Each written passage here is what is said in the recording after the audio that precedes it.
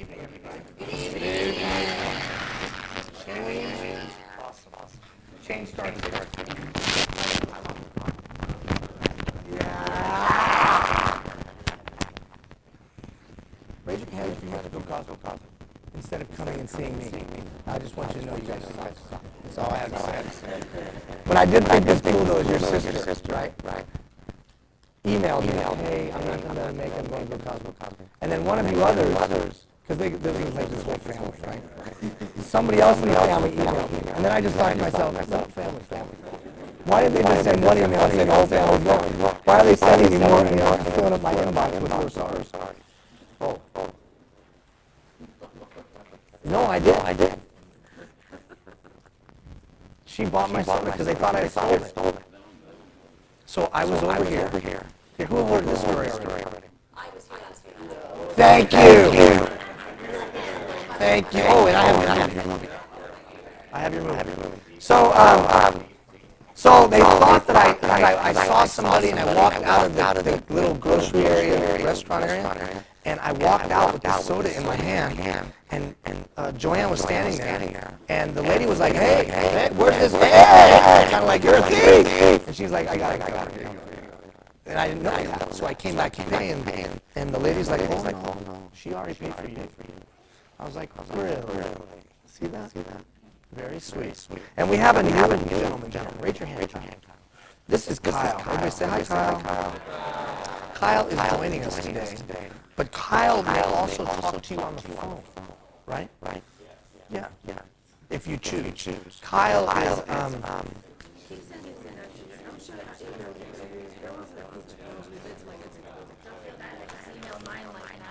Exactly. So anyways, Kyle's deal is that he is doing some analysis of, have we started yet? Oh, hey everybody. Welcome to the archive of the Leadership Boot Camp, Fort McMurray Community Builder Track. We're going to talk about, what are we going to talk about today? We're going to talk about the last competency, which is a commitment to continuous improvement. And we'll talk about that in just a second. So Kyle is going to, in the next few weeks, there will be a survey that will go out to everybody that participated, everybody that's participating, and everybody that participated last time. So close to 900 people will get this survey. And then in that survey, you'll have an opportunity to say, yes, I would like to talk, not just fill out a survey. I'd like to talk to somebody about my experience. And that somebody is going to be, it'll be Kyle. And so now you can put a face to a name of a telemarketer that will be soliciting and answering or asking questions. Okay, so over the last 3 weeks, we've been talking about being a catalyst for responsibility. So somebody tell me something that you took. Can I have one of those puffs that you're handing out? Can somebody tell me something? Yeah, I think so. These are the A students. Are you kidding me? Somebody tell me something you're taking away from our last 3 weeks. A catalyst for responsibility. We talked about buy-in. The last few days we've been talking about pride. Catalyst for responsibility. Code of conduct. Pride. Buy-in. Somebody tell me something you're taking from the last few weeks. Okay, that's awesome. Good job. Well done. Hey, change starts here, a young buck with the guns. Could you do me a favor and get me water, please? Could you toss me water? Check him out, man. He's looking fit, isn't he? So, I'm the young buck with the guns. And somebody tell me something. Where's your sister, anyways? What the fuck? Tell her to get. You can't blow me off too much. Exactly. Somebody tell me something you took away from the last couple weeks. It's not exactly related, let me give you a tiny bit. I'm actually starting a new position at work. I have a team of 6 people right now, and I'm doing a position where I'm completely changing teams. So I'm moving to another 7 people. So for me, the big thing was just a lot of it was just sitting down with one of those people and really realizing, I've worked for my team for 4 years, so I know it very well. So just to sit down with people, we established norms, things that were really important to us right from the get-go. So it's just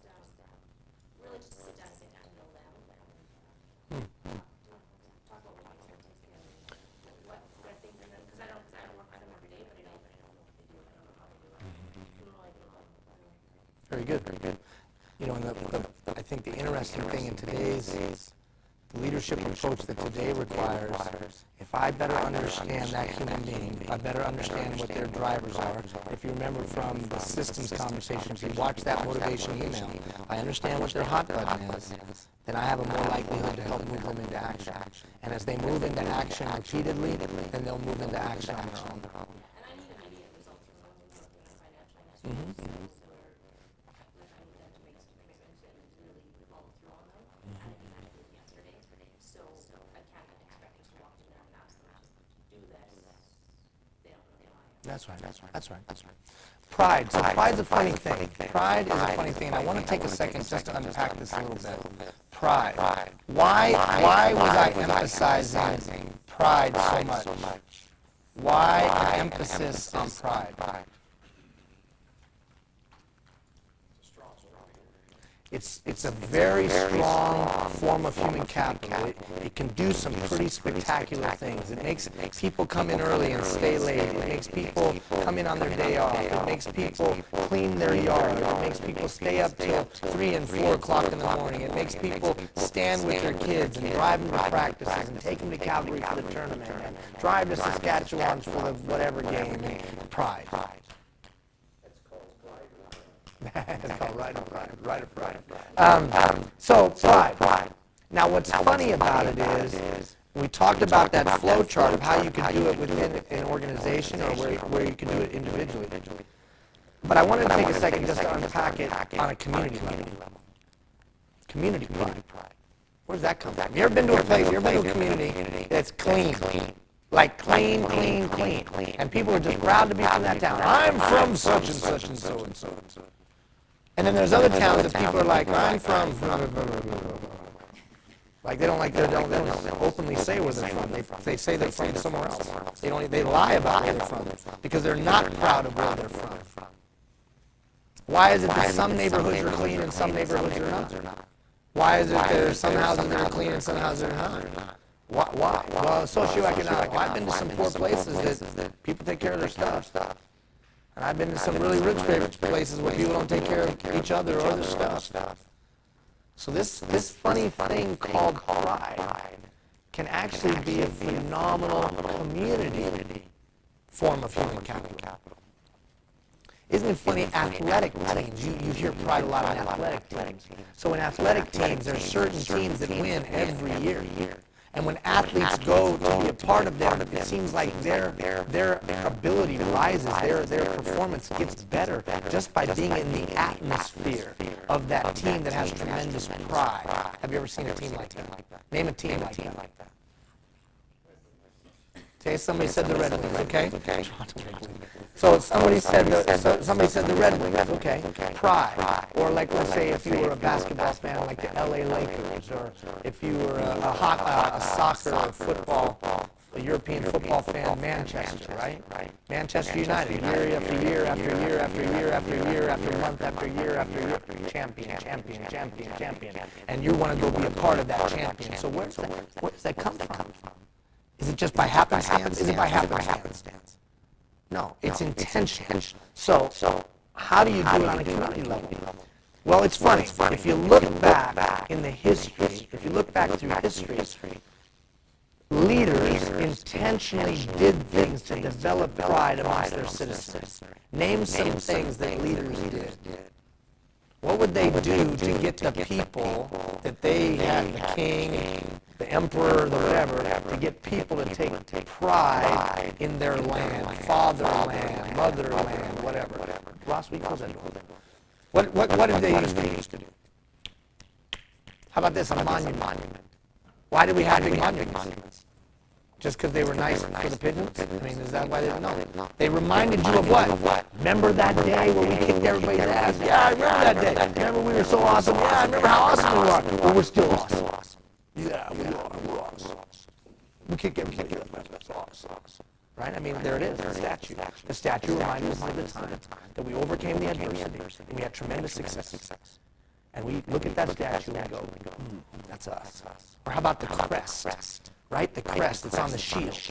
And that's who we are. And we're a lion, and we're a muskrat, and we're a dolphin. No, we're not those things. And we're a rainbow. And here we go. right? So there was these iconic emblems, statues, and the like that elicited something down deep inside. Give me some of those things today. What are some of those things today that stir up something in you? What's that? The flag. So you look at a certain flag, it stirs up something in you. What else? What's that? Okay, an anthem, right? An anthem, a national anthem. Okay, what else? There's not as many things anymore. And you know why? Because something changed. See, one of the things that came from, that was a derivative of pride, the steps that caused pride. If I had a shared vision, if I had a shared experience, and if I had a shared victory, there was pride. Now stop and think about that. Like your new team. One of the reasons your new team with you not congeal because you don't have a shared vision, shared experience, shared victory. And the statue reminded us of that time when we thought we could be something and we thought we could do something. Then we went and dealt with the adversity and then we won. Yeah, pride. We did it. Now, here's what's funny. It used to be that this happened all the time. Give me some examples of where this would happen all the time. Like in regular life, this happens. Give me some examples 100 years ago, right here where we live, that this kind of stuff happened regularly. Give me an example. What do we have to build? We had to build a barn. So we all came together, the barn wouldn't get built, we had a shared vision, hey, we're going to build this barn, it's going to look like this, it's going to look like that. And then we went to do it and the storm came. Oh, remember when the storm came in 58? I do remember when the storm came in 58. Man, we overcame that. Right or wrong? Right. And we had a shared experience, shared adversity, and we overcame that. And there was a bond between my family and yours. And over the next 2 generations, my family and yours made it. Maybe I might not like you and you might not like, but we made it together. Anything else? How about when we wanted a place of faith? No matter what that faith was, did we go to the government to build that place of faith for us? No, I put in nickels and you put in dimes and dollars and whatever and hammers and nails and we built it together and we had a shared experience and we had a shared victory and that built a bond between us and we were proud of what we had accomplished. Am I right or wrong on this? Okay? And then what happened? What happened then? As we started to move through society. We got what? We got civilized. And when we got civilized, what did we say? Hey, we're pretty civilized now. Do you want to build me something? Hey, we're pretty civilized now. Hey, government, you want to handle it for me? And let me just go do life. And you handle everything. You handle the streets, and you handle the roads, and you handle the bridge, and you handle the park, and you handle the playground, and you handle it all for me, and I'll just kind of go do life every day. Now, I'm not saying that's bad. I'm just saying all of a sudden we lost this opportunity because it doesn't happen on a regular basis anymore. Now, the community leaders say this, come to a festival. We'll build a community. We'll have a festival. We'll dance together. Come on, let's dance together. Dance together. There's only one problem. There's no shared experience or adversity. It's fun that we had a festival. I said the multicultural festival. And the food was awesome. But guess what? There was no adversity. And since there's no adversity, there's no sense of victory. Yeah, but we had a great multicultural festival. Oh, Ian was against multicultural festivals. You should have seen it. It was incredible. I'm not against multicultural festivals. I'm just saying they don't replace this. Because if you don't have the shared vision, the shared experience, the shared victory, you're probably not going to have pride. You're just going to have a good feeling. We know how to put on a festival. Gosh, we're good at festivals. Not, man, we're connected. We overcame adversity and we accomplished something. So what's the deal? The deal is, I think it's very important for us as community builders to realize we might have to choreograph this nowadays. We might have to choreograph this. That's why major corporations spend millions of dollars to send their teams to these rope courses.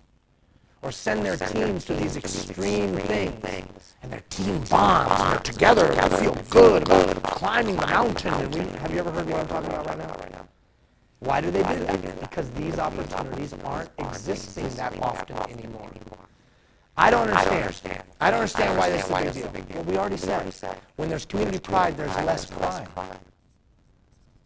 There's higher graduation rates. Less teen pregnancy. Would you agree with me? When there's community pride, there's less and more of these good and bad things? Yes or no? Isn't that funny? So I think this is a major issue. I think it's a public safety strategy. I think it's an economic development strategy. I think it's a community development strategy. Because I know this, in a financial institution, under extreme pressure, if the team has extreme pride in each other, they'll do well, won't they? Yes or no? Absolutely. But instead of working on the core, we work on all of the skills around it. We never get to the core of it. That's why so much time on pride. Do you know how to walk into a group and create a group that has some pride? Now, if you remember, 3 weeks ago I told you the story of the ladies from Fort Chip. How many remember that? For those of you who don't know, 3 ladies up in Fort Chip have taken ownership of their community. Right, Ross? Taken ownership. And they gave us an update last night. So just so you know, those of you that don't know the story, no water in the boys' bathroom in Fort Chip since day one of school this year. No stalls in the boys' bathroom. If I wanted to go number 2, if you will, and sit down and go to the bathroom, every other boy would be looking at me because there's no stalls or door. You're just out in the open, go in the bathroom. And how many know grade 3 kid ain't doing that? And then finally, no door to the bathroom itself. All of this since day one of school. 3 moms, acting as catalysts for responsibility, are working on getting that fixed. Water's on, bathroom's clean, foyer has been repainted. They're getting the doors on because they couldn't find the doors. They got taken off, so they had to order new doors. But in 3 weeks, they've gotten more done, it sounds like, than they've gotten done in many months, or maybe many years. Why? Because 3 women started taking some. Not going to wait for the school board, not going to wait for the government, not going to just pride. What sounds like it's kind of a political thing. I'm not making a political statement. I'm just saying human nature. Human nature is when I start taking pride in who I am and what I am, I start wanting to fix the things around me. Human nature is if I start taking pride in my community, I start cleaning up my front yard. It's just human. Am I right? This is human nature. So, can it be utilized as a performance strategy? I believe that it can. Not only in a company, not only with an individual, but with a community. A community. So if you want to be a community builder, you want to run your nonprofit, or you want to be on the volunteer board, you want to do those things, just make sure we have some shared vision, some shared experience, and some shared victory. And just make sure you do that a couple times a year, so that people are proud to walk around and say that they volunteered for you. And they're a part of you. And then, if you really want to make it special, make sure your activities have meaning. Remember we talked about this before. And purpose. Make sure that they have meaning and purpose. And make sure that you're regularly communicating to your volunteers the meaning and the purpose, and why you're valuable, and the difference that you make in the community. And all of a sudden, people start taking pride. And you have a group of ladies that I don't know how long, all 3 of them lived there all their lives, right?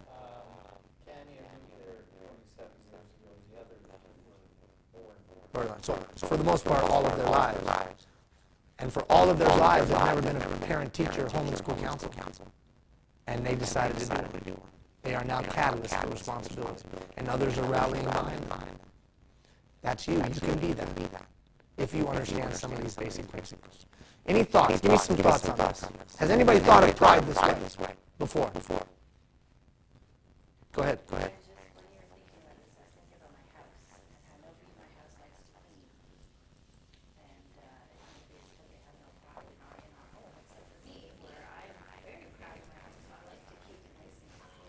That's right.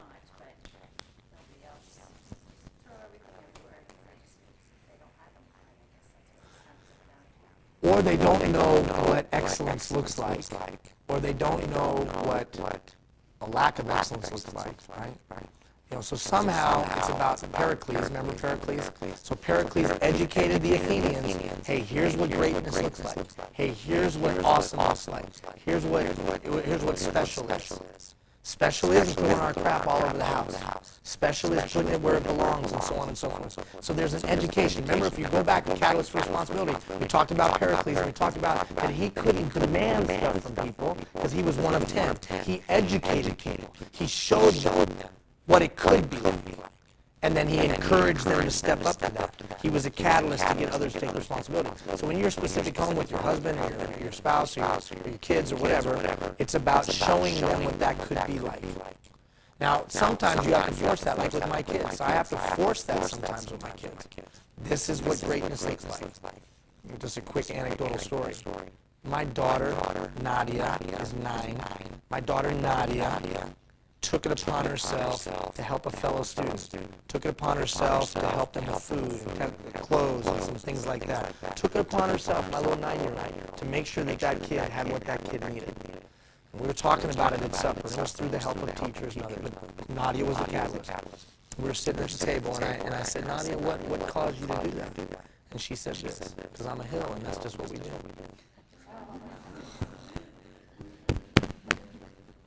I mean, you just go, wow. So, where did she get that? She got that from her mom, role model. She got that from me. She got that from the projects we've been involved in. She got that from feeding on the soup kitchen. She got that from all of those things. So I think a lot of times it's just educating and showing and role modeling and exampling. Remember we talked about, when we talked about systems, we talked about that there's not real systems to build the citizen of tomorrow, that they're fractionalized at best, and then we wonder why we don't get the qualities out of that young person that we would want. I think that's because we're not intentionally instilling things like pride. Remember, the daily life circumstances that used to instill it aren't there anymore.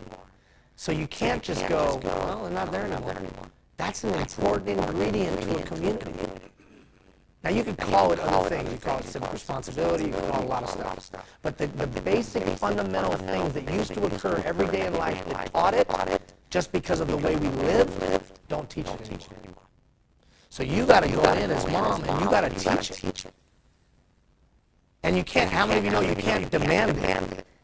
Because that's going to be met with extreme pushback, because they've watched some Disney movie where their kids talk back to their parents and treat their parents like dirt. Am I right or wrong about this? And so they think that's the standard, and so you're going to get extreme pushback. That's why it's about teaching them. And it's funny, the same parenting skills that need to be used today, I think, are the same, in some instances, the same leadership skills that need to be used.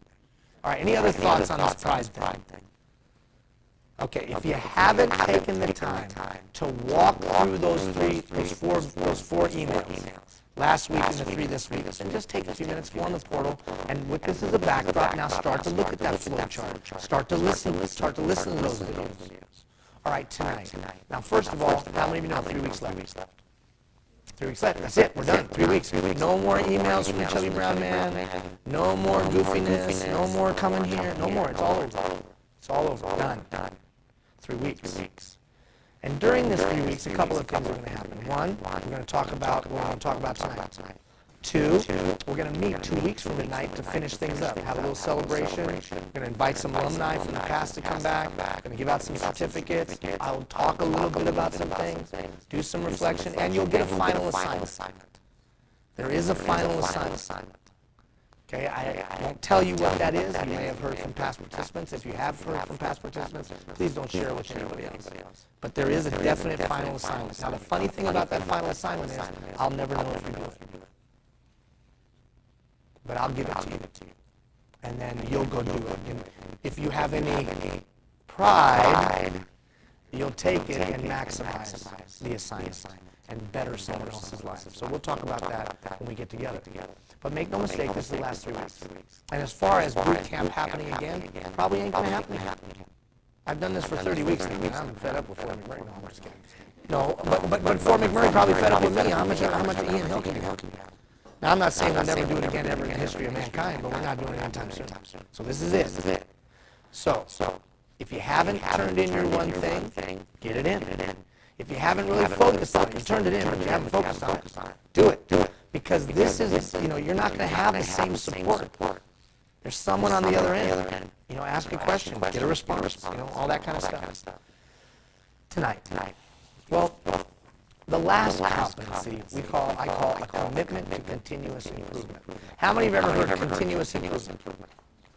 Continuous improvement, right? Can anybody tell me where it comes from? Where does this concept of continuous improvement emanate? Where does it come from? Itself? Not from me. I'm not smart enough for that, brother. That's way above my pay grade. Where did continuous improvement, who was it? Because she looks at the handout. It's very good. It's awesome. She problem solver, dude. She's on it. Expertise is only being 4 lines ahead of everybody else. Okay? Deming. So who was Deming? Anybody know? Okay, a little history lesson. You guys know I like history. So here's the deal. World War II ends. The Allies are victorious. The United States and the Allies, but primarily the United States, says we got a problem in the Pacific. The problem we have in the Pacific is that we've got a country destroyed. And that country is either going to think favorably of us or what? Not. We bombed them, we dropped 2 big atomic bombs on them. It's really easy that these people are not going to be happy with us. And if they're not happy with us back then, who did they turn to? It started with a C. What kind of form of government did they turn to? Communism. So there was a lot of fear of all that. Especially when you got Chairman Mao right there across the water in China. So the Americans and Allies said, we got to do something. We got to rebuild that country. We got to rebuild it quick.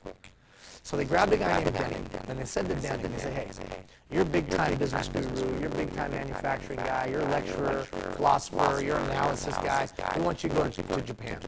Well, what am I going to Japan for? You need to help rebuild the manufacturing sector. That country's got to get viable and on its feet as quickly as possible. People got to be able to eat. People got to have jobs. They got to turn out industry. They got to get going right now. Because number one, we can't support them forever. And number two, if it lingers too long, they're going to blame us. And we're going to just raise up a bunch of enemies all over again. Get in there and get it stabilized. Get their manufacturing sector. So Deming goes over to Japan. And while he's there, he encounters a cultural phenomenon that he had not experienced before. The cultural phenomenon was a thing called Kaizen, or if you might call it Kaizen. My wife speaks Japanese, so she always corrects me. The concept was this. I'm always getting better as a human being. The true enlightenment, the true dignity was that I was always getting better. I was continuously improving. That there was no stopping.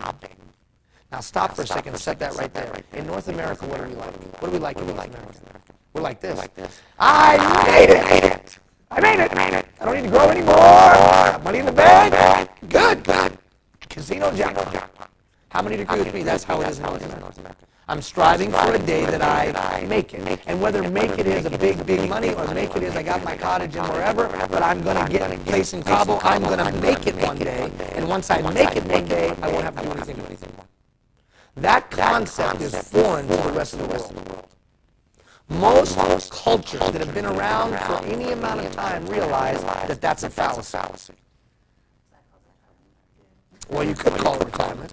But even in retirement, Eastern cultures would say, I continue to grow. I continue to progress. I continue to become wiser than I was the day before. I never stop. And whether it's the ancient Greeks and Aarte, whether it's the Japanese and Kaizen, or whether it was the long-lost Hebrews in Sojourn, every culture of any substance has a concept of continuing to grow and continuing to learn. How many of you would say your personal cultures have that? But here in North America, do we have that? Yes or no? No, we have this. I will make it someday. And then I don't have to learn anymore. I don't have to grow anymore. I'll have it all set. I got my big house. I got all my money. I won't have to change no more. How many of you know that many people strive for that today? Well, you're a fool. If you're of that mindset, you're a fool. There is nowhere in science, there is nowhere in the universe, there is nowhere in God's green earth that would be the case. Things are always either growing or what? Not. They're either strengthening or there's atrophy. Nothing ever stays the same. And there's no safety and security in things staying the same. There's only safety and security in the ability to adapt, to overcome, to learn, and to grow. That's the only time there's safety and security. How many of you know uncles, aunts, maybe even parents, co-workers who come from a certain generation that when over the last 10 years the world went swang, they are fundamentally lost. And then angry about it. Angry that the world changed. Angry that what they held true is no longer true. Angry and bitter. How many of you know some people that are bitter about it? Because they just wish things had stayed the same. I'm empathetic to that, but it's a foolish mindset because it's never going to stay the same. There's nothing in the universe that stays the same. What's your point, Ian? That if we as leaders really want to be able to lead, we will continuously improve. So what Deming said was, damn, that's good, dude. You know he didn't say that. But he did say something like that. He was like, that's really good. Let me take that into the manufacturing concept. And let's do this. Let's fix things before customers complain. Let's clean things just before they get dirty. Let's improve service before anybody asks for it. Let's improve the manufacturing process and efficiencies long before it's ever required. Let's continuously improve. That's where it came from, that guy. So that guy now, he helps get Japan on its feet, the manufacturing sector of Japan, and he comes back to the United States, and he gets hired by the big three. And he teaches these concepts to them. And that's when things took off for them. Now, how many of you know they must not have paid attention forever? Because things didn't always stay that way. Because they didn't continuously improve. But for a while there, they were rocking because they were continuously improving. And then that first total quality management and yada, yada, yada, yada, yada, IS, whatever, and all that stuff. But originally, this concept was Deming. Deming saying, wow, this cultural thing in Japan of Kaizen, let's always just keep getting better because it's who we are. We just get better. We just are enlightened. We know that wisdom is about improving myself all the time. How many would say that's probably a pretty good way to live life? Self-evident. So why don't we? Why don't you, and why don't I, and why don't our companies that we work for, or the communities that we live in, or the nation that we love, how come we don't continuously improve? We get comfortable and complacent. Why else? Because it's dressed in overalls and looks like work. Right? Because, hey, I'm okay. Now here's the funny thing. When it used to be that the wolves would come every winter because there was no food and they would come to eat our children, how many of you know we'd continuously improve? And when the arrows weren't effective anymore, we've got a gun because the wolf is coming to eat my baby. The pressures of life forced us to continuously improve. Holy crap, everybody's dying. We better figure out what's wrong. Oh, it's this thing called tuberculosis. We better solve that. Right? So we were forced to continuously improve. Now, are we as forced anymore to continuously improve, yes or no? No. Adversity is not always bad, guys. There's Haydn, one of the greatest composers in the history of mankind. You don't know him because you know Mozart. But Haydn said this. He said, we are what we are out of dire need. That when there's dire need, we grow. When there's dire need, we figure out a way to win. When there's dire need, we find a way. And isn't it funny how that kind of contributes to building pride? Kind of funny. Why else don't we continuously improve? Now think of that question through the lens of what you learned over the last few weeks, over the last 6 weeks. You learned about systems. You learned about process thinking. You learned about outcome-based thinking. You learned about critical thinking. You learned about some of those things. So in that lens, through that lens, why don't we continuously improve? Do you have a plan to continuously improve?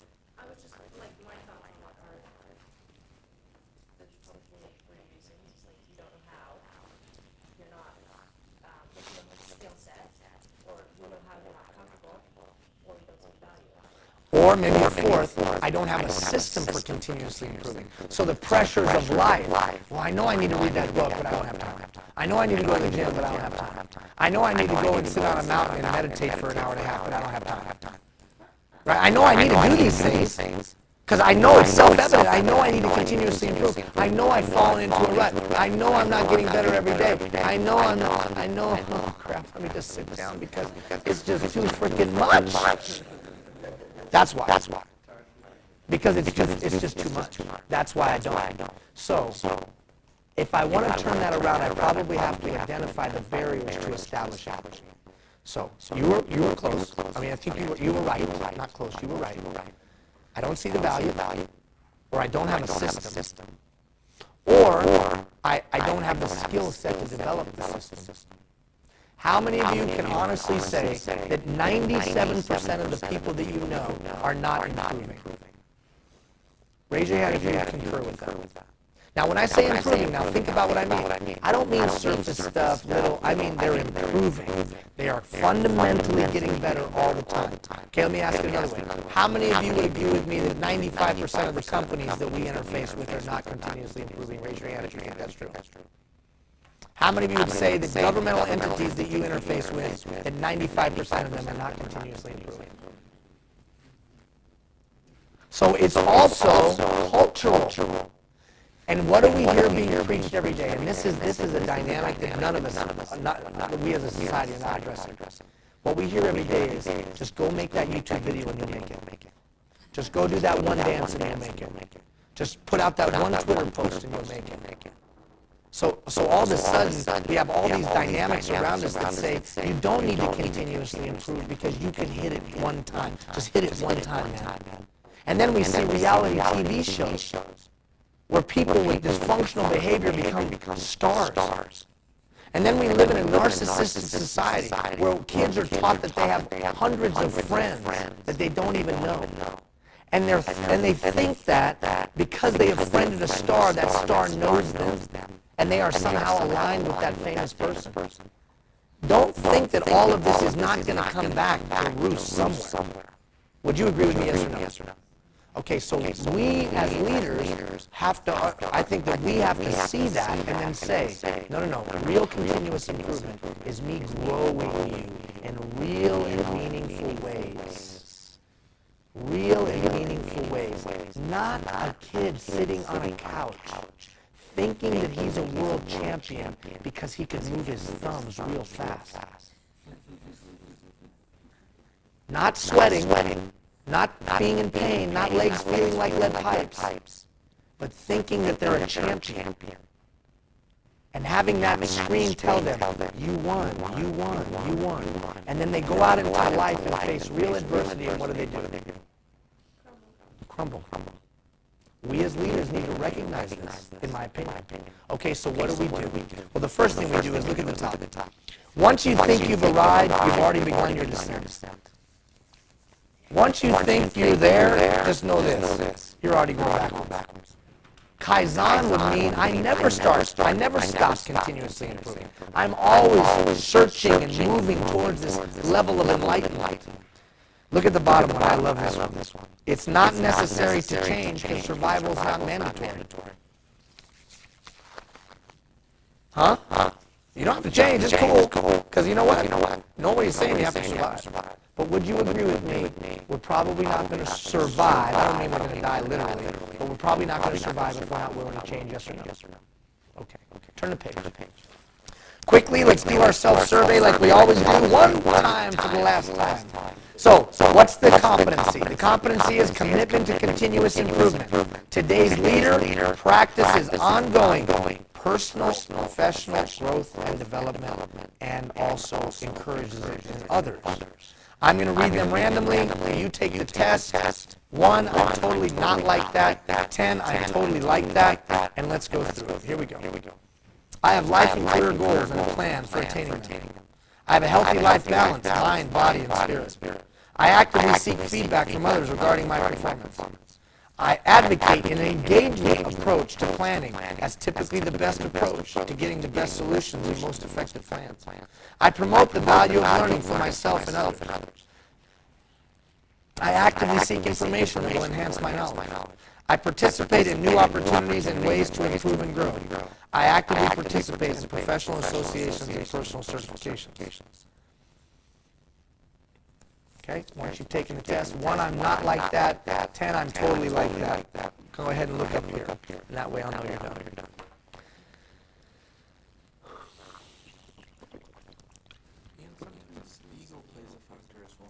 Absolutely. That's why. So if you didn't hear what he said sometimes ego plays a factor in that. Which speaks to this right here. Once you think you've arrived, once you become an egomaniac, you've already begun to go backwards. Then the second box. If you think safety and security is staying the same, you're a fool. And then the third, Deming. Hey, if you don't think you have to grow, if you don't think, then survival, realize survival is not mandatory. A lot of times that does come from ego.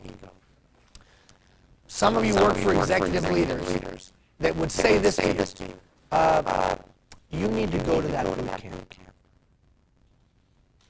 And then when you look at them and say, well, you're going to be joining me, what did they say? Oh, no, boot camp, come on. Exactly, I'm good. I used to say this a long time ago. I've stopped saying this, I don't know why. On the pursuit to the pinnacle of great, people usually stop on a plateau of good. And when they get there, they rest. And then eventually they start to look around and they see the countless bleached bones of millions of others who on the pursuit to the pinnacle of great rested on the plateau of good. Because once you get to the plateau of good, you're stuck. And I've been there. You walk into every restaurant, people know your name. You walk into every place, people know who you are. People with authority answer your call immediately. And you say to yourself, I'm good. I made it, man. I don't need to get any better. Except that true enlightenment and true wisdom is about always getting better. So ego, you use the term ego, I would call it arrogance, is an impediment to continuously improving. And we've been fed that over and over and over. It's a lie that we've told in Western culture. We've told this lie over and over. Just someday you'll make it. Just keep busting your ass. Someday you'll make it. Someday you'll make it. Someday you'll make it. It's a lie. All of you, all of us, we've all bought into that lie. Some of you come from other cultures, though, that's not the way you think. You weren't brought up like that. Like some of us that have been brought up in a Western. You were brought up in a culture where, yes, enlightenment is continuous improvement. Honor is about growing and becoming more wise and more knowledgeable and all those things. What's that? Do you mean that in a negative sense or a positive sense? Yeah. You're always need to grow. So that's how you grew up in your culture. Okay. So bottom line is this. The bottom line is you're right. Ego can play a part in that, for sure. It's an impediment. All right, so how are we going to teach this? 3 things we're going to talk about over the next few weeks. Your patterns of thinking, which we started that conversation a little bit already. A way that we build plans, because if we want to continuously improve, we've got to have great plans. And then I'm going to give you some tips on how to beat burnout and how to sustain momentum. How to keep your own engine going, right? How to keep yourself moving. But let's start with patterns of thinking. Because as we know, we've said before, my thoughts become my actions, right? So what's a pattern of thinking? We did introduce this a little bit in systems thinking. What's a pattern of thinking? What's a pattern of thinking? What is a pattern of thinking?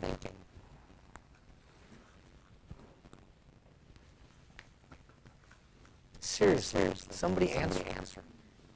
Give me your opinion. What's a pattern? Come on, Lynn. Okay, no idea. That's excellent. Because you're honest. Because at least you're honest. Very good. Go ahead. I'm like an emotional person. Okay. So when I'm making a decision, so thinking about something, I'm always the outcome from emotion. How's it going to affect somebody? That's good. That's very good. That's right in line with where we're headed. A pattern of thinking is the sequence in which I approach a certain thing. So maybe the pattern or the sequence in which I make a decision. I think about this, I think about that, and I think about this, I think about that. You said you think through it from an emotional lens, right?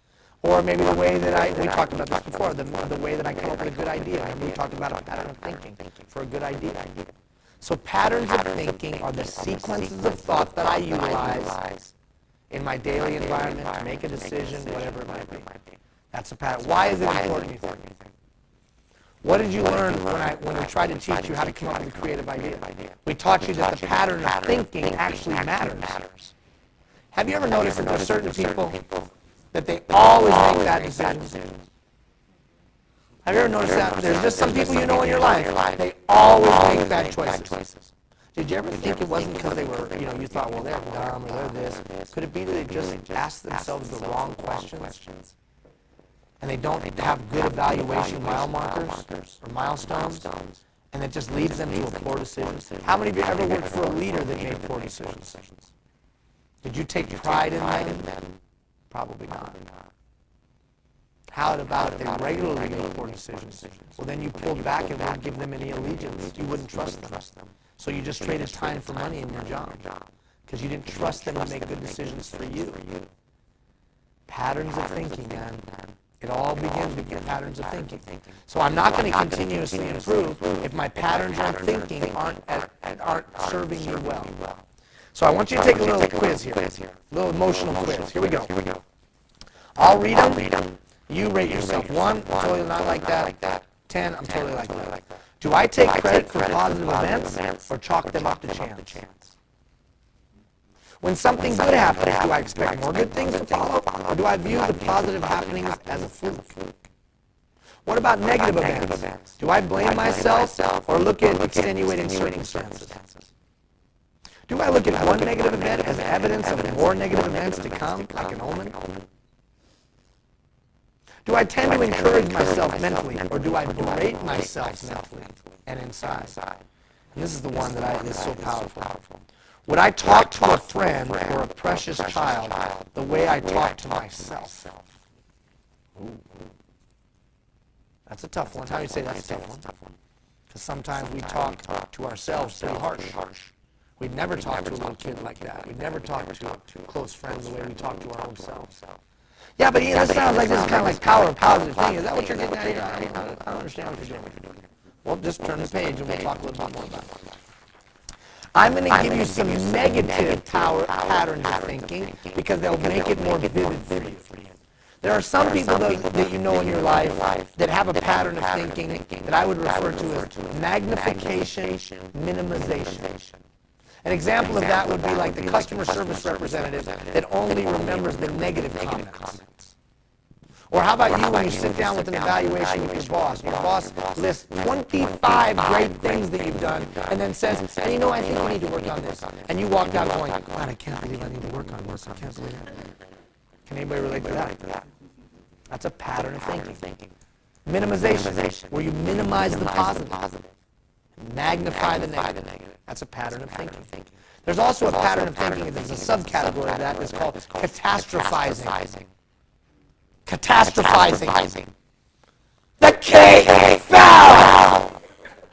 Honey, it's going to be okay. They'll all be here in 15 minutes! The cake fell! I'll run down to Sobeys and get a new cake. No! How many of you know that person? How many of you are that? Oh, there you go. That's right. So catastrophizing. I take a thing and blow it up to this big, right? Okay, how about this? Emotional reasoning. You know some people, and maybe you utilize this pattern of thinking. Emotional reasoning. What's that look like? It might look like this. I am angry with you, which means you are wrong. Emotional reasoning, right? Because I am angry with you, then that just must mean you're wrong. Because otherwise, why would I be angry with you? Well, Jesus, let me tell you why. Right? I just don't feel good about you, so you're wrong. Emotional reasoning leads us to conclusions that the facts don't support. But our emotions take us down a road that adds up 2 plus 2 equals 28. How many of you know that person? Now, do you think that person has a mindset of continuous improvement? No, their pattern of thinking isn't serving them well. They probably flip them on a deep end all the time. How about this? There are some of us that utilize should statements. So I should have done this, and I should have done that, and I should have done this, and I should have done that. And you know the fact of the matter is there are some things you should do. But when you begin to pound yourself like a hammer about all the stuff you should have done, maybe it moves past the point of being accountable to being damaging. Or how about this one? Labeling and mislabeling. Bosses do this all the time. Well, you know what? Keith is, he's just not going to make it. You know, Drake's just not going to make it. Just not going to make it. How many of you agree with me? Once a boss has counted somebody out, they're out. And very rarely will they be able to get away from that mislabeling or labeling. Whiner, loser, failure. Once you put a label on a kid, an adult, a senior, whatever, once there's a label on it, there's a label. How about this one? Once there's a label on that neighborhood. Once we put a label on that neighborhood, how many of you know it's tough to get that label off that neighborhood? Even if that neighborhood does everything they can to clean up, even if that neighborhood does everything they can to increase property values and turn it around and all that, well, I'm not going over there, it's not safe. Jane and Finch, perfect example. Perfect example. Everybody told me, oh, don't go down to Jane and Finch. Are you kidding me? When you're going to go down to Jane and Finch, I'm going down there at midnight because I'm going to get off the plane, I'll swing by Jane and Finch, and then I'll drive out to Oshawa. That's exactly what I said before we did a big project at the corner of Jane and Finch. 2 playgrounds we built there, hundreds of volunteers. It was an amazing day. Amazing day. One of the best days, they said, that ever happened in that area. But the first time I went to Jane and Finch, I landed in a plane, landed on a plane. I drove there at 1 a.m. and I literally walked around the corner of Jane and Finch because it was easier than coming back during the day. You think I was going to fight the traffic on the 401? Are you kidding me? Kiss my ass. I was going to Oshawa. I wasn't coming back. So I went there. And here's what happened. It was like this right here. I was like, are you serious? Like, I've been to the gang areas of LA. I was like, this is scary. Are you kidding me? There's like one guy over there trying to sell drugs to another guy, but they're like older, I was like, we're saying, it's like, this is like the scariest part of town. This was like beautiful in comparison to like Cabrini Green in Chicago. This is like all places that you wouldn't go during the daylight in Detroit.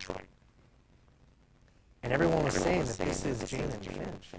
And then as I spent time there, and over the 6 months of us getting ready for the big playground build, it was nothing like that. No, I'm not saying there wasn't crime, and I'm not saying there wasn't problems, but it was nothing like the horror. So if you think that an individual can be mislabeled, a kid or whatever, a youth, whole towns can be mislabeled. That's exactly where I was going. See, you guys are getting it. That's exactly where I was going. Just like Fort McMurray. So, is your pattern of thinking one where you label or mislabel, and does that serve you well? Finally, personalization. Personalization is about blaming myself for everything that goes on in the world. How many of you know somebody that blames themselves for everything that goes on in the world? I can't believe it's a cloudy day. Why? Well, I knew I shouldn't have done that last night. Seriously? Now that's an exaggeration, but how many of you have actually ever done it? There was one time I was walking down the hallway, and my boss, the owner of everything, multi-millionaire, Don Carano walked by me, and he did not say hello to me. We were the only 2 people in the hallway. I'm his like executive guy, only non-family member at the level that I guess there was 2 others. Non-family members at the level that I was at. And he walked by me and didn't even acknowledge my presence. How many of you know I immediately went to my office, spruced up my resume, and started hitting send. Because I know I'm getting fired.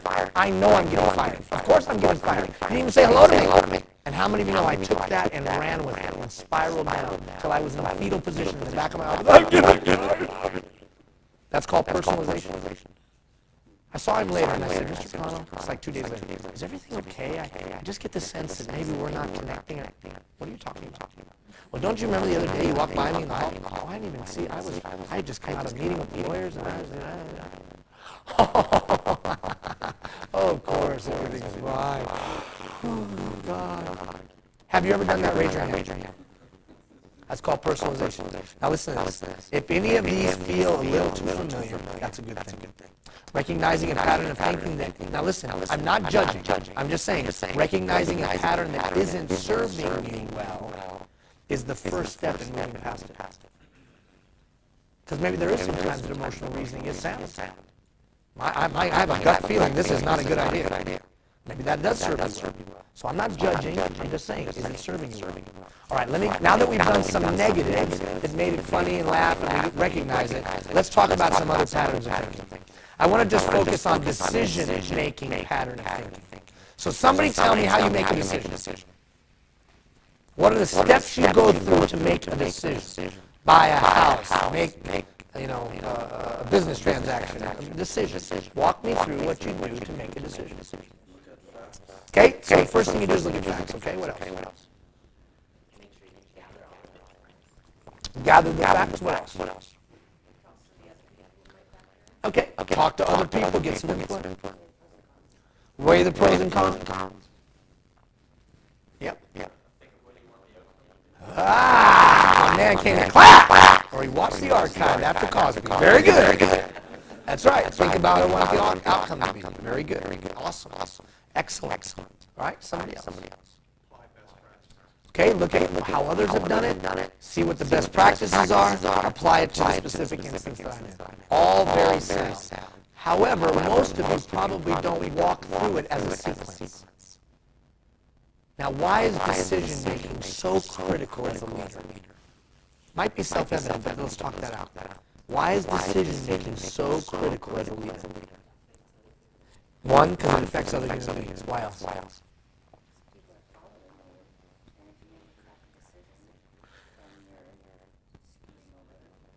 So she said, other people are following you. If you make a crappy decision, you can screw them over.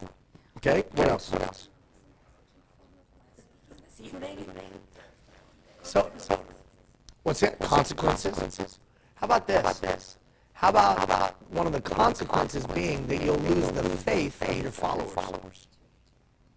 You will lose the faith of your followers. If you continually make poor decisions, you will lose the faith of your followers. Not only will they not have pride in you, they will no longer trust you. Remember, a long time ago, 12 weeks ago, we talked that the bottom line of all of this was trust today. If I'm not a good decision maker, I will lose the trust of my people. How many do you agree with me? Many of us are losing the trust in our public institutions. Because we have poor leaders. We read about the Senate and people cheating and lying and stealing and turning in receipts that aren't really receipts. And are you kidding me? These are senators. What? No more trust. Poor decision-making can manifest itself in my personal life. Poor decision-making can manifest itself in my professional life. Poor decision-making. And how many agree with me? Poor decision-making amongst leaders has almost become a cliche. It's like when you become a leader, you just lose all mental capacity and start doing dumb things. Really? I mean, you just start doing dumb things. That's kind of the cliche today.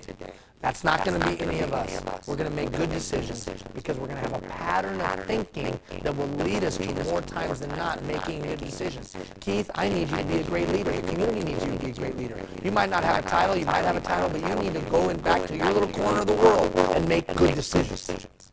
And then if all of us in the room just get good at making good decisions, how many agree with me Fort McMurray becomes a better place, yes or no? Okay, so this is a pattern of thinking that I would encourage.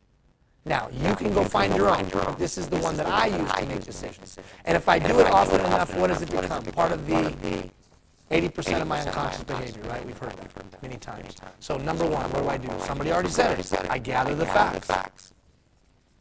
I gather the facts. It's the first thing I do. I gather the facts. Now, what does that look like? That looks like going and researching some best practices. That going and doing some learning. Going and talking to others.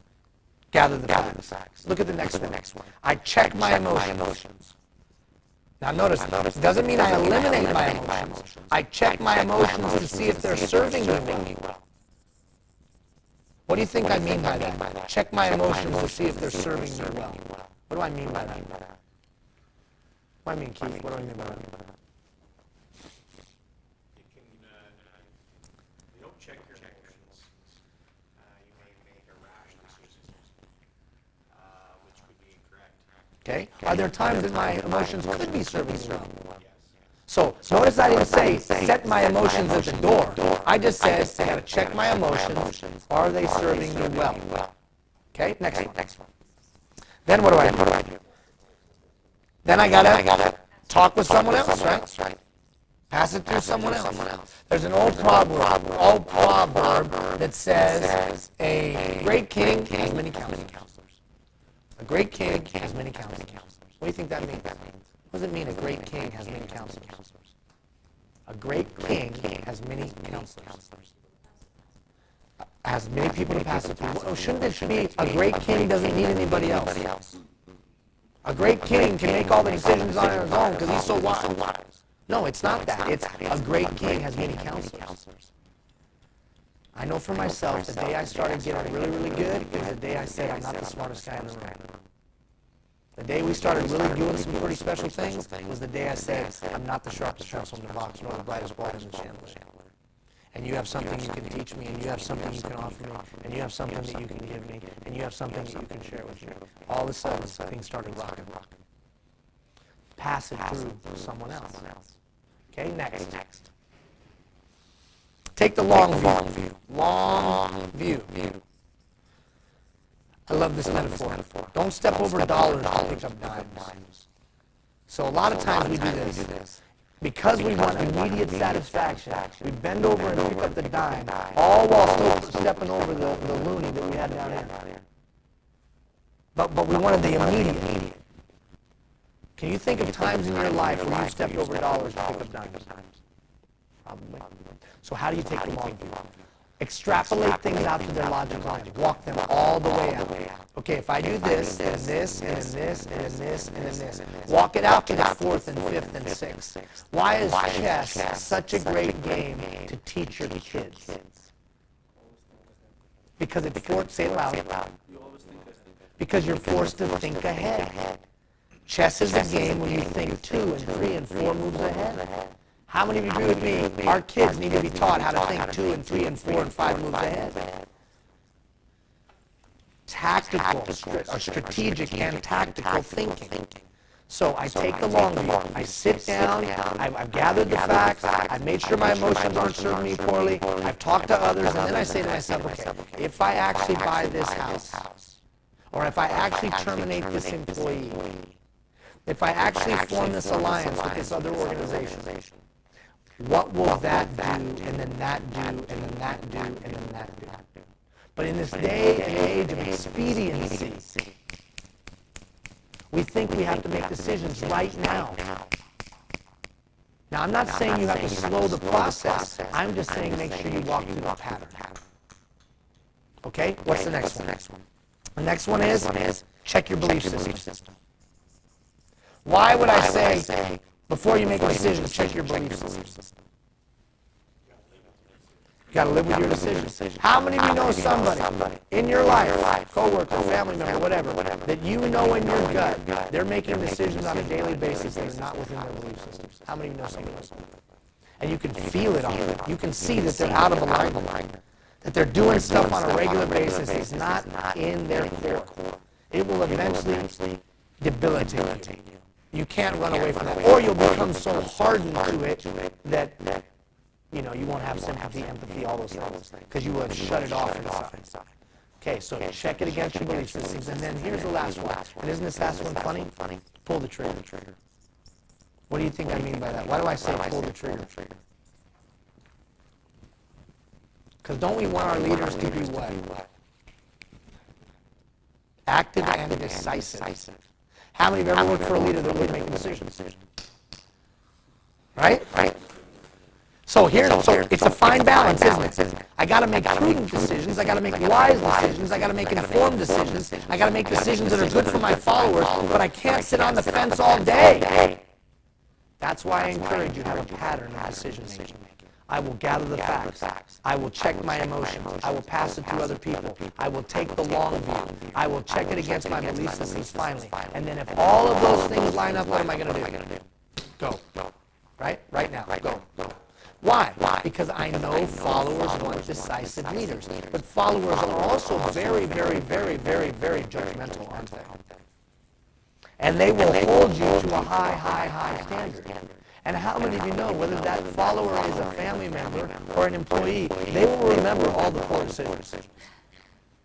That's why whenever I make mistakes, I hear this. Well, this is just like the time you did such and such and so and so, and we bought that condo, and that didn't turn out very good.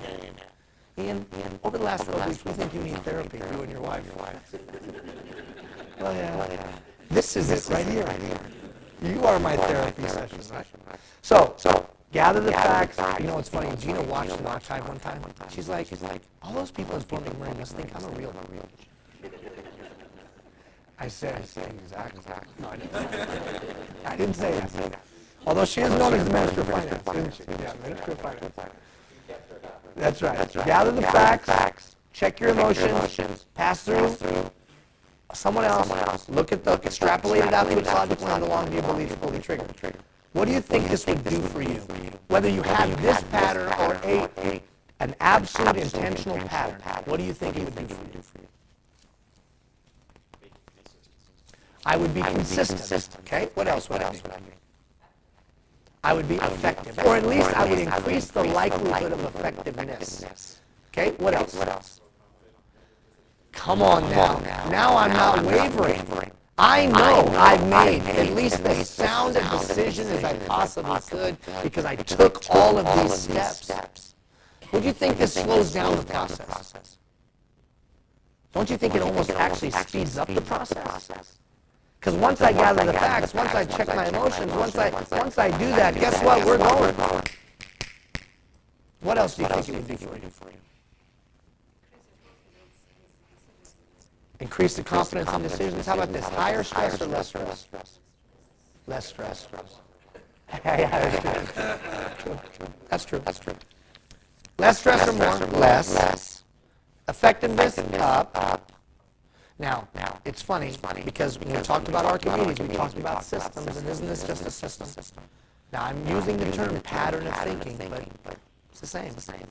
Now, it's funny. I listed, we had already talked about outside-the-box thinking, but I also, a basic pattern.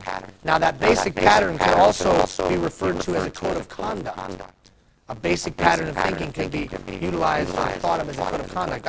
I say it this way. I just say, hey, first of all, and I'll just do this very practically. When I see an issue or a problem, the first thing I think to myself is, well, all things are possible. That's always my first salvo. Well, all things are possible. It could be done. It cannot be done. Really? They can ship anything around the world in 24 hours. So we really can't get that part here today? Seriously? We really can't get that part? It's in Toronto, here to Fort McMurray. It can't be put on a plane right now, be here by midnight? Really? Well, I guess we could do that. Exactly. But if I don't have an all things are possible mindset, walking into a situation, can I be innovative, yes or no? Probably not. I'm not going to be innovative with this. Well, that won't work. I'm not going to be creative with, it can never be done. If I don't have the capacity to see tomorrow being better than it was yesterday, it won't be. Well, I need to be pragmatic, and I need to be pragmatic. Okay, you can be pragmatic all you want, but innovation does not come from pragmatism. Innovation comes from, it's never been before, but what if? We've never had a thing without wires where we could hear sound. But what if? Well, Marconi, we think you're crazy, so we're going to lock you up in an insane asylum. How many of you know Marconi, the guy who invented the radio, insane asylum? How many of you know that? Because he was crazy. But he was crazy enough to see what couldn't be. So my first step is always all things are possible. Then my next step is this. Well, I do have a choice. Not only is all things possible, but I can choose my words, I can choose my thoughts, I can choose my actions. So what choices can I make to affect that situation? How many of you agree with me we've seen over and over again a sports endeavor where it looked like the team was no way they could win? How many of you have ever seen something like that? And then 3.5 seconds later, it changed. Now you say, well, that's not true in life. I see that true in life all the time. Anybody ever heard of the restaurant KFC? What's KFC? Kentucky Fried Chicken. Does anybody know Colonel Sanders' story? Does anybody know Colonel Sanders' story? Anybody know his story? What was his story? Okay, that was good. How many of you know that's called pass on the buck right there? I know his story, but you go ahead, son. You go ahead. Okay, here's the story. Here's the deal. So Colonel Sanders had this great recipe. And do you know he drove around in his station wagon from place to place trying to get somebody to buy into his recipe? For years. For years. And then finally somebody bought in. Anybody ever heard of Phineas and Ferb? Anybody got little kids? Anybody know that story? 15 years the creators of Phineas and Ferb tried to find somebody that would take their cartoon. 15 years. 15 years. 15 years. Say that loud.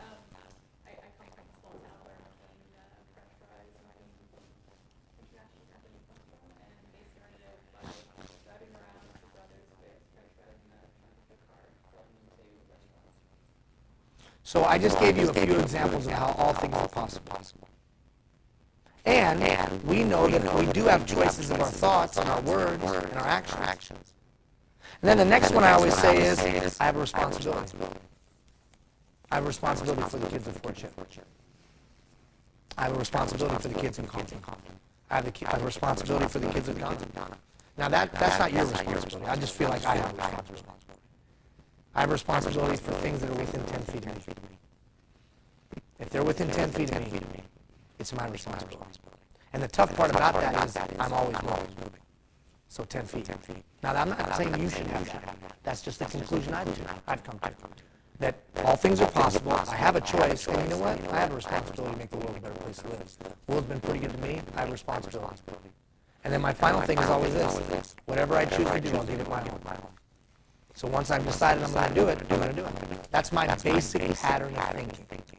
So when a business opportunity comes to me, well, all things are possible. Well, I could make some choices. I could choose my words and my thoughts. I have a responsibility to help humanity. All right, I'll do it. And then I'm in. Now, it's taken some time to get to that. But do you have a basic pattern of thinking?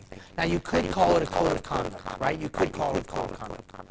Why is that important for leaders today? Why is it important that they have, whether you call it a basic pattern of thinking, whether you call it ideals, whether you call it ethics, whether you call it values, why is that so important for leaders today? Why is that so important for leaders today? Yes, sir. That's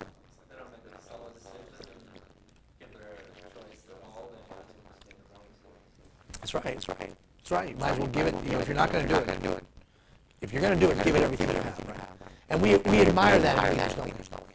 Go ahead. Even if you do all of that and you do make a wrong decision, at least you can say, you can feel good about it knowing that you did everything within your power to lay out things properly and it just didn't work out and now you live and you learn. You live and you learn. And people will respect that. Okay, go back to what we talked about 12 weeks ago. Trust. It's all about trust with people today.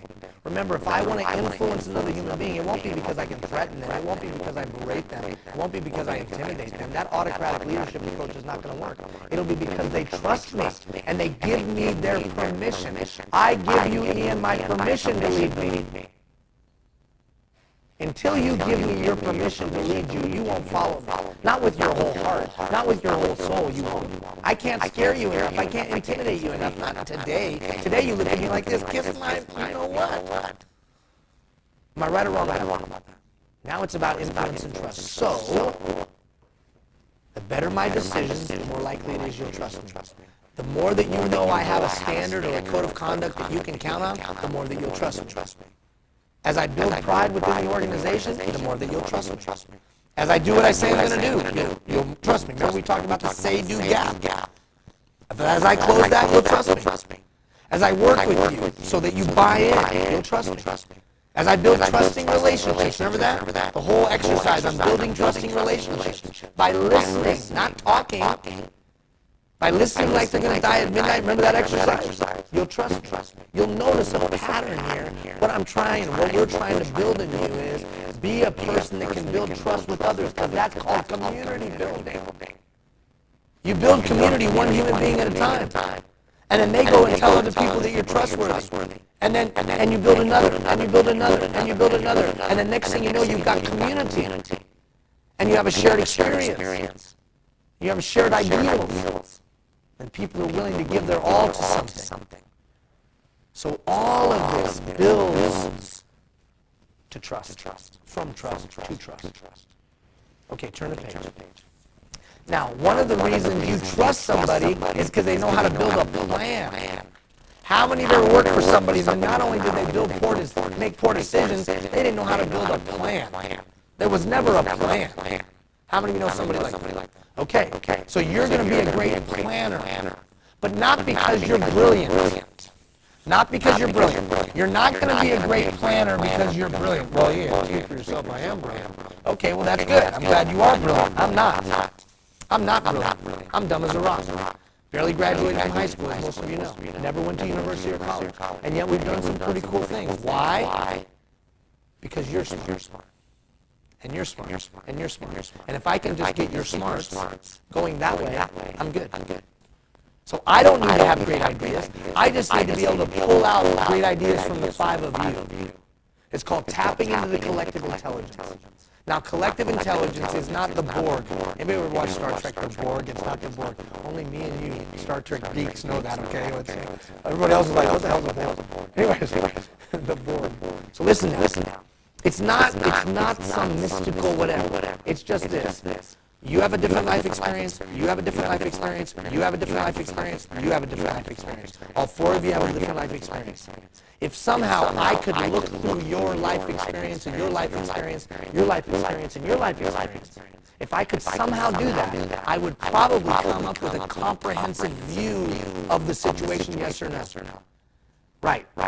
But usually I just look at it through whose view? My own, which means I'm going to have a limited perspective. So tapping into the collective intelligence is, I got to get your good idea, your good idea, your good idea, your good idea, and I got to somehow combine that into a great idea. But most people don't know how to build that kind of plan. Most people think that they have to be brilliant. They got to come up with a good idea because that's what the followers expect. It's not what the followers expect today. The followers expect today to have a say, to have a voice. And what or contextual situations would prove that to us? Give me some examples. A user-driven society. Remember, I'm taking you back 12 weeks ago. User-driven society. So give me some examples.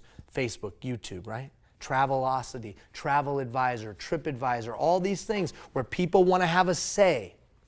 Okay, so leverage that. I know you want to have a say. I know you want to have a say. I know you want to have a say. I know you want to have a say. And if I let you have a say, I'm going to get your insight. I'm going to get your wisdom. But most people don't have the skill set to do that. So I'm going to teach you tonight, and we're going to talk about in the future, how do you build a plan? How do you tap into the collective intelligence of people?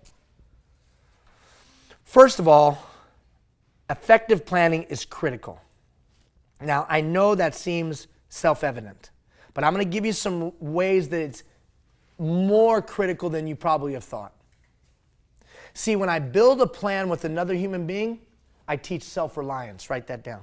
When I let another human being be involved in the planning process, I teach self-reliance. When I let another human being be involved in the planning process, guess what else I teach? Self-determination. Self-reliance and self-determination. What does that mean? That means a person says, I can count on myself, I don't need anybody else, and I can make my own decisions. Do you want that new team you're taking over, do you want them to be self-reliant and self-determining? You don't want to micromanage them, do you? You want to turn them loose. You want to unleash human capital, right? We've talked about that. So, self-reliance, self-determination. You know what allowing other people to be in the planning process does? It builds pride. Because when you help me build the plan and we use your idea and then it comes to fruition, are you going to be proud? Absolutely you are. How about fourth? When I let other people be involved in the planning, I'm going to build better plans. Because they have operational expertise, they have operational insight, they have operational wisdom. How many of you have somebody that's been working at your job longer, in your workplace longer than 5 years? If they've been working longer than 5 years, they have a PhD. Well, how can that? What do you mean? Whoa, what? 10,000 hours, right, Kyle? 10,000 hours is what it takes to get a PhD. So if somebody's been a good worker for 5 years, they know their job like a PhD. Well, don't I want to tap into that, Sonia? Don't I want to get some of that knowledge? So when I tap into the collective intelligence, I probably get better plans because the people closest to the operation probably know the operation. And then finally, do you think when I use others and engage others in the planning process, I get more sustainable, more effective plans? Yes or no? I do. So all of you were able to answer those things. Why don't we do that? Why don't we tap into the collective intelligence? Ego. What's that? Say it loud. Ego. Ego. Why else don't we tap into the collective intelligence?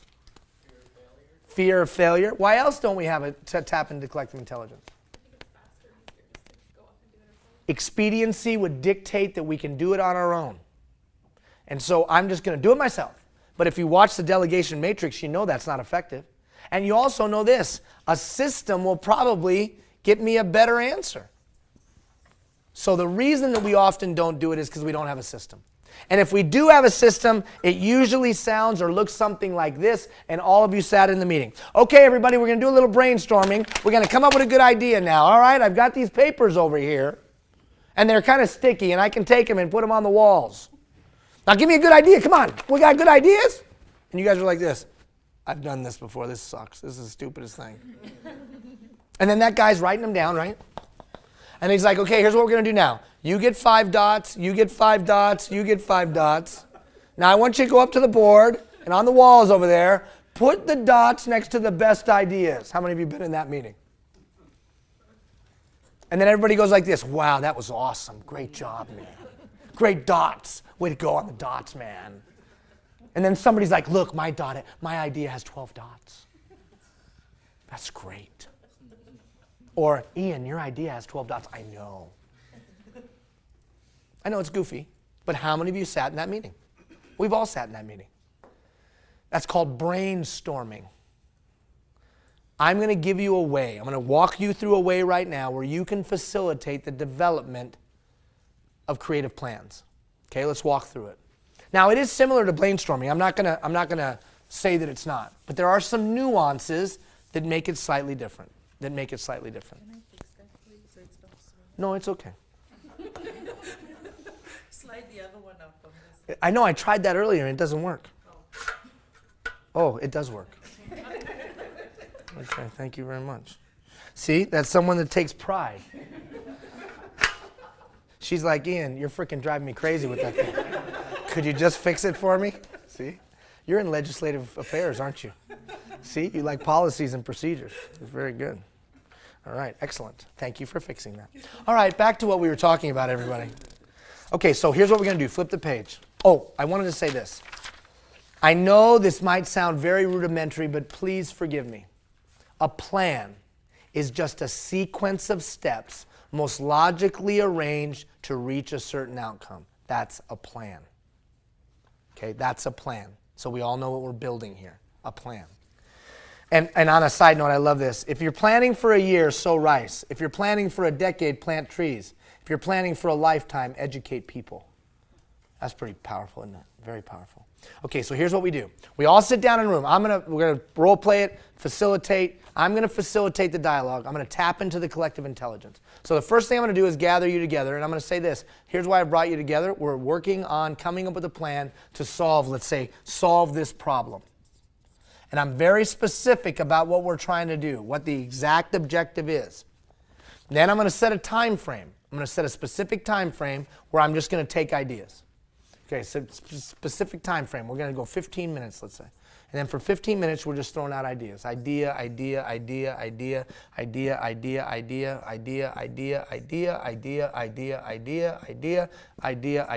Now, how many of you have ever done what I just described? You have. But here's where the nuance comes in that I think is vital. Usually what happens next is we do what? We what? We usually prioritize them, but usually before that, we start doing what with them? How many of you have ever evaluated or assessed them before you start doing that? You're like, well, what about this? What does this mean? And what is that about? And how many of you have ever done it? Where you start talking about all the specific ideas. What does that do? In other words, think about you being in that room. You've put idea number 3 up there, and now everybody starts talking about idea number 3. How do you feel? You feel singled out. What else do you feel? If everyone starts beating up idea number 3, they sure does. What else? How about this? Are there people in the room who don't like you and just beat up their idea because it came out of your mouth? Or is there a possibility of that? So one of the steps that I think must be taken is you have to depersonalize these ideas. So you combine and refine, what I call combine and refine. So the like ideas I put together. The like ideas I put together. And the reason I'm putting them together is it's no longer Keith's idea. To eliminate that personalization, which causes a lot of weird and crazy dynamics. How many of you would agree? I need to look at the idea based on the strength of the idea. Isn't it funny? The boss says, we're going to do brainstorming. We're all on equal ground. It's a round table around here. No voice is more important than the other. And then we always end up doing the boss's idea. Don't you find that amazing? I always find that amazing. I have no influence. Well, how come we always do your ideas? Because I'm brilliant. I don't think so. It's because we do look at who said that. So we're gonna combine and refine, not only for purposes of organizing and categorizing, but also to depersonalize. Let's look at the idea on the merit of the idea. Okay, so once we've refined and combined, now we will assess. Now we will beat up the idea. Now we'll poke at it. Now we'll ask about it. Now we'll talk about it. Now we will, because it's no longer your or my. Get away from those words. Then we'll prioritize. And we'll rank the best ideas as a group. So we've combined and refined, we've assessed, and now we start, okay, 1, we took this one over here and we brought it 1, and then we took 2, and then we took 3, and then we took 4, so on. And once we've done that, then I can do this. Okay, we've assessed these, we've thought that these are the best. Now if we were to implement this, what action steps do you think we need to take? And they're going to tell me, aren't they? Well, we'd probably do this first, and then we'd probably do that, and then we'd probably do this, and we'd probably do that. And because they have operational experience, because they have some knowledge, maybe they even have some expertise, am I probably getting good action steps, yes or no? Probably. I mean, as sound as I could get. And then I'd say this, well, okay, how soon do you think we could do number A or A? How soon do you think we could do B? How soon do you think we could do C? How soon you could think we could do D? So what have I done? I've created a task list, and timeline. But who created the task list and the timeline? The people who would be doing it. So is there a greater likelihood that they'll have tolerance for the timeline? Yeah. Is it more likely that they will do the tasks? Yes. Now here's the funny thing. By the time we get to the end of this, whose plan is this? It's their plan. All I did was do what? Facilitate its development. That's all I did. And I would do it as simply as I just did it. Take about a half hour, and off we go. You say, well, Ian, is it that simple? I think it is. You just say, here's the problem. Give me some ideas. Now let's depersonalize those.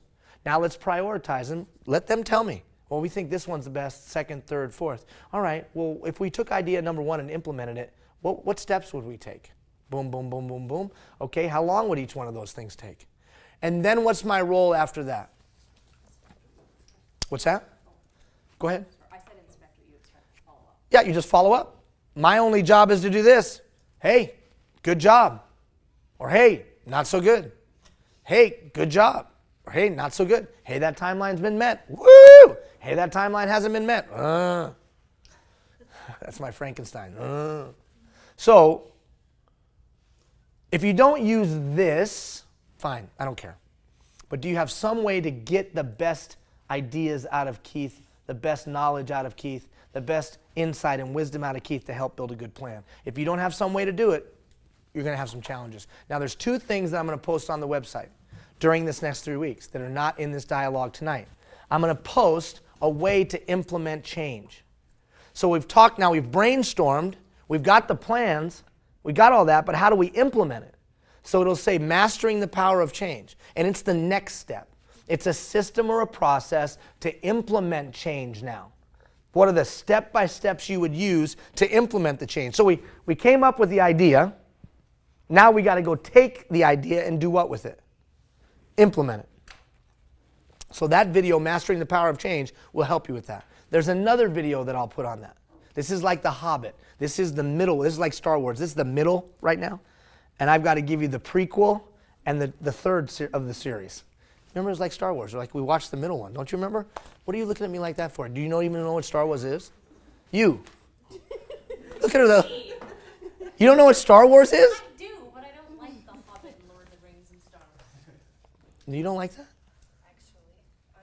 Actually, you do like that? No, I was gonna say, I remember in grade 6, that's when one of them came out, like one of those prequels or something to Star Okay. Wars. And we All had right, to I'm watch cutting it. you off. You don't have to freaking tell me that you were in grade 6 when I was like 24, okay? I do not need to hear that, right? Keith, come on. And Ross, where are you guys? Come on, brother. Yeah. My point was, I was like, why are they releasing this like after the other part has been, and Right. back then I was thinking, like, what are they doing? This is so So just like you thought that was ridiculous, it's ridiculous here because I'm giving you the middle and then I'm telling you to go look at the bookends.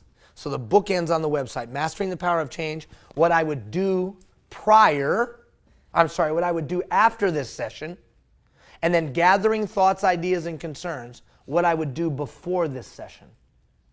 So what I would do before this session is I would have some kind of system and processes to be bubbling up ideas or problems or issues.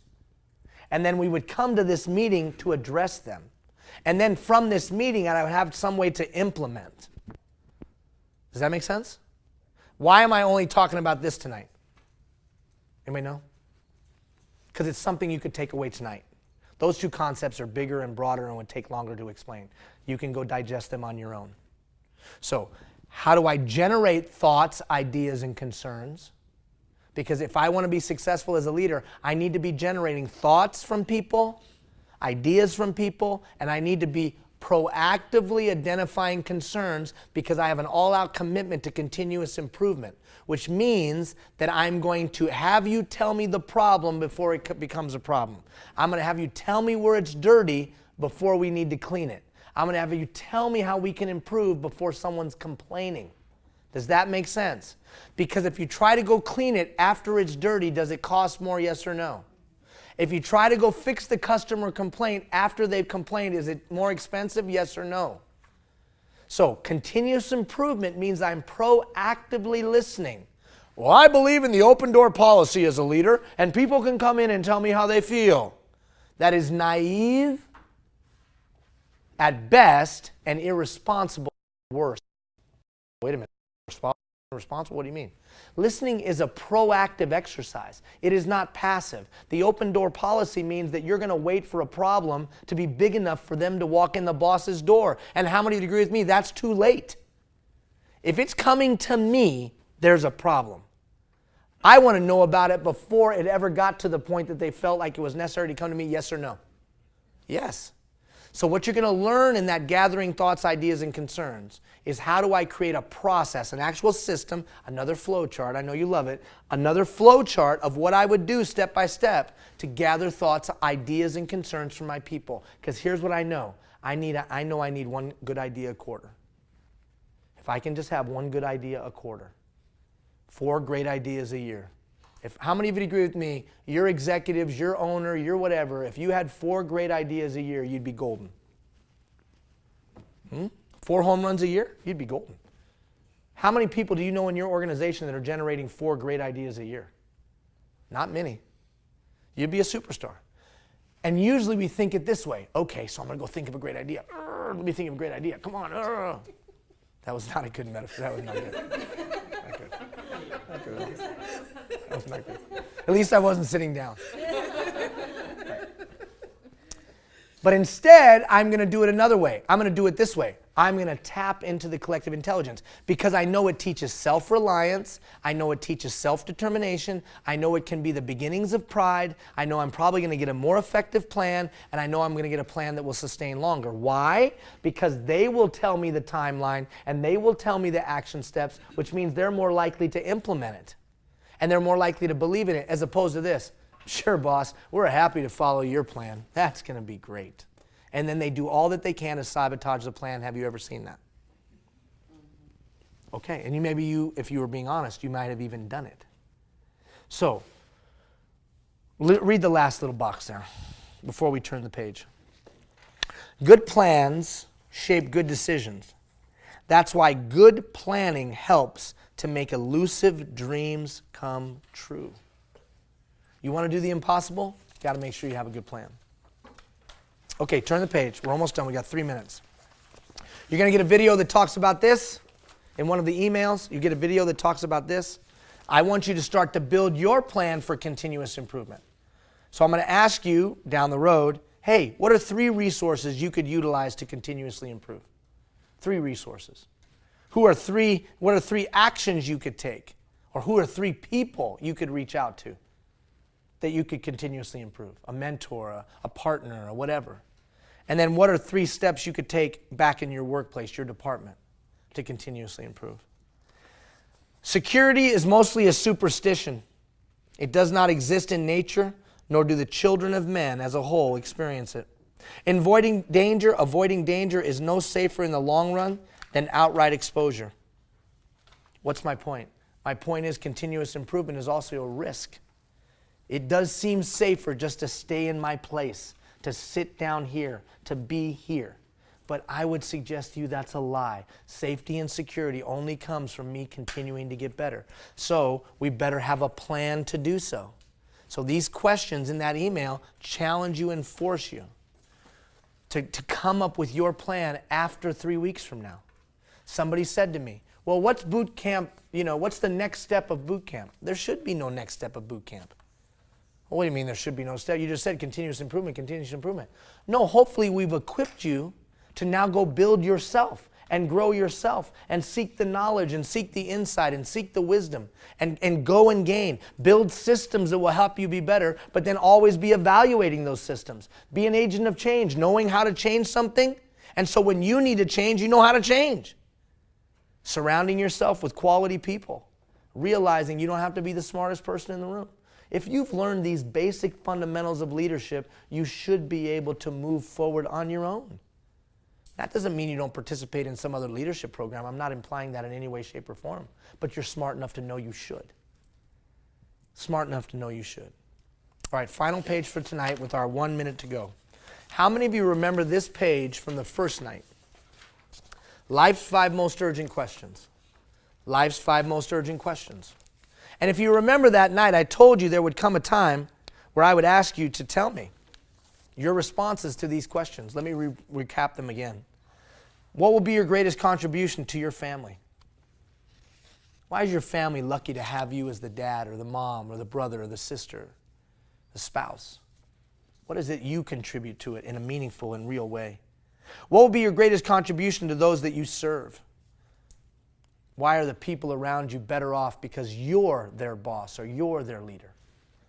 What will be your greatest contribution to those that you've led in your past or even today in your family, in your house? Why are your kids lucky to have you as mom, and why are my kids lucky to have me as dad?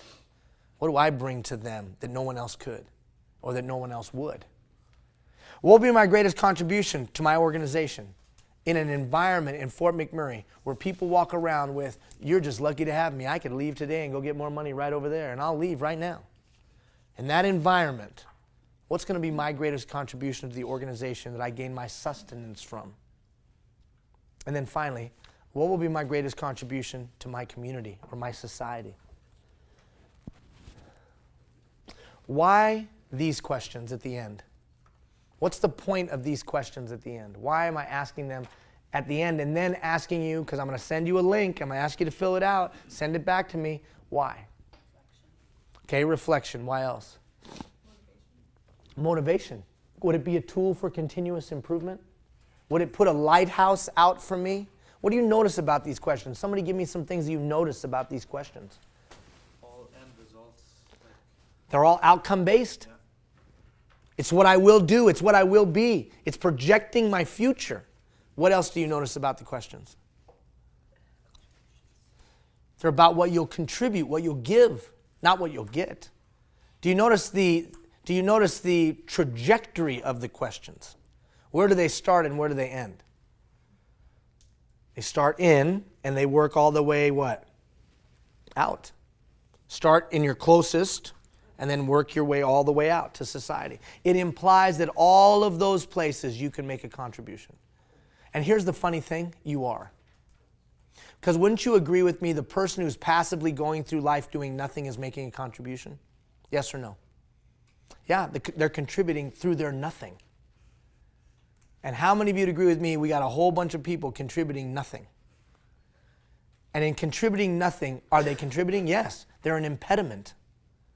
Wasted potential is one of the saddest things of all time. But we're going to be catalysts. We're going to help people see their potential. We're going to help people see their talent and their wisdom and their ability and their capacity. We're going to engage them in planning, but we're also going to be catalysts to them doing more than they did before. We're going to have systems for motivating them. We're going to have systems to delegate to them. We're going to have ways that we encourage them to see their full potential. And then finally, we're going to build trust with them because we're community builders. And we just take pride in being that way. That's who we are. That's what we are. It's just who we are, Mommy. It's just who we are, Daddy. It's just what we are as a family. And you know what I would suggest to you? I would suggest to you this thing can be generational. This thing can be generational. And you can just set that up for your kids or your family. And it's never too late. Say, my kids are out of the house. Well, okay, then go down to the local elementary school and start instilling that in other kids or your grandkids or your whatever. How many agree with me we're in difficult and challenging times? And I don't just mean in Fort McMurray and Alberta and whatever. Hey, guys, they cut off somebody's head in public the other day. Now, it wasn't in our country, but still, how many agree with me? That's crazy talk. How about this? How about this? We read the other day that somebody locked up a little kid for years. What? Or how about this? They're selling drugs. Kyle, are they selling drugs all around here? Right? I mean, they are. They're killing kids every day, destroying community. Wow. You know what we need? We need more leaders. And we don't need leaders with titles. That's not what we need. We need leaders in every sector, and every silo, in every neighborhood. And we don't need leaders to tell everybody what to do. We need leaders that are going to be catalysts, that are going to be conveners, they're going to be collaborators, they're going to pull the best out of others. That's what we need leaders. We need people like you. For the last 12 weeks, you've put in time and energy and effort. You've sacrificed family and your own experience of going and doing this or going and doing that to watch a video or write something down. And that is admirable and that is noble. The challenge is 3 weeks from now, I need you to go do something. 3 weeks from now, I need you to go join a board. 3 weeks from now, I need you to go volunteer at the local elementary school. 3 weeks from now, I need you to serve on a commission for RMWB. We need more leaders. Because the worst thing that you could do 3 weeks from now is to take all this knowledge, take all this energy, take all this wisdom, and put it on a shelf. How many of you would agree with that? Now, I'm not saying that you have to change the whole big bad world, but I am saying you better go take care of your little corner of it. Because I am not about to have been here for 30 weeks, put my life into 1,000 people, and this place not get better. I will come back and I will start whooping somebody's you know what. Why? Because I know you can do it. So we got 3 weeks left. Life's 5 most urgent questions. What would be your greatest contribution? It works out in concentric circles. If you know people that for whatever reason haven't been able to come, have them come next time. Because we've got the celebration, we've got the certificates and all that, and we'll give all that out. And you know, someone may never have physically come to this, but still get a certificate. Because I can see who opens the emails. I know who turns in the assignments. And remember, it wasn't a requirement to be here all the time because of the archives and you could watch. There's some people that literally have not been in town. But they send me emails, they open it, they watch the videos, they do the assignments, they send me feedback. I know they're participating. So if you know somebody, have them come. Finally, we're doing a mini boot camp. We're doing a mini boot camp because we had a lot of people that couldn't participate for whatever reason. So on the 12th, what is it again? June 12th, 5 to 6:15 p.m. It's the first. I'll send it out to all of you, but okay, June 12th, it's just a mini. It's just 3 weeks in a row, an hour and a half, 2 hour, just they're getting the basics. And then they can go to the portal and get the rest. Because we've already had 50 people sign up for it, 48 people, whatever it is. And we haven't even put the word out. But if you knew somebody that wanted to join, they felt like they were behind, and they wanted just a quick, and then they could go back to the portal to get the rest, have them come here on the 12th at 5 o'clock, right? 5. Or Everyone's through. yeah, or you can just email me. And And I'm welcome to join too if we want to just get a refresher. yeah, if you want, of course, if you want to sit in. You're gonna send this out, though. Yeah, I'll send you guys the note. You guys will know. All right, final thought. You have talent, you have ability, you have wisdom, and you have insight. You have a choice of what you can do with it every day. $86,000 is what you get every day. History will judge all of us in this room on how we choose to use that. And I do believe we have a responsibility for people we've never met, never seen, never talked to, and for the generation to come. And if all of us will just commit ourselves to doing something great, not in the whole community, just our little corner, then tomorrow will be better than yesterday. So I can't thank you enough for the 12 weeks you've put in, okay? 3 more weeks to go. Have a good night. You're welcome.